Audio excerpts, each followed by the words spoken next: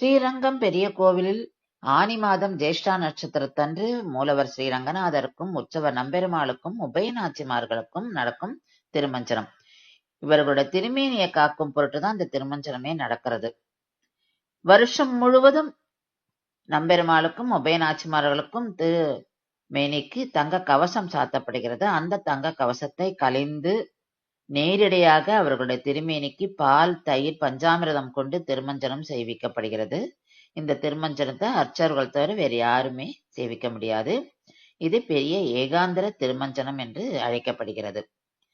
இந்த தங்க கவசத்துக்கு திருமேனிக்கும் நடுவுல ஒரு மெல்லிய துணியில பச்சை கற்பூரத்தை வச்சு அதை கவசம் போல சாத்துவார்கள். இது எதுக்குன்னா, பெருமாளோட திருமேனியை புழு, பூச்சிகள், பூஞ்சைகள் வராம தடுப்பதற்காக. ஏன்னா ஆண்டு முழுவதும் இது அவரோட திருமேனியில் இருக்கும். அதுக்கு மேலதான் இந்த தங்க கவசம் சாத்தப்படுறது. அந்த தங்க கவசத்துக்கு மேல வஸ்திரங்களும் பூ மாலைகளும் ஆபரணங்களும் சாத்தப்படுகிறது. இந்த மீதி நாள்ல நடக்கிற திருமஞ்சனத்துல பால், தயிர், பஞ்சாமிர்தம் கிடையாது. அதுக்கு பதிலாக காவிரி தீர்த்தமும் சந்தனமும் குங்குமமும் கொண்டு திருமஞ்சனம் நடக்கும். இது இன்னைக்கு நடக்கிற இந்த திருமஞ்சனத்துக்கு பேரே பெரிய திருமஞ்சனம்.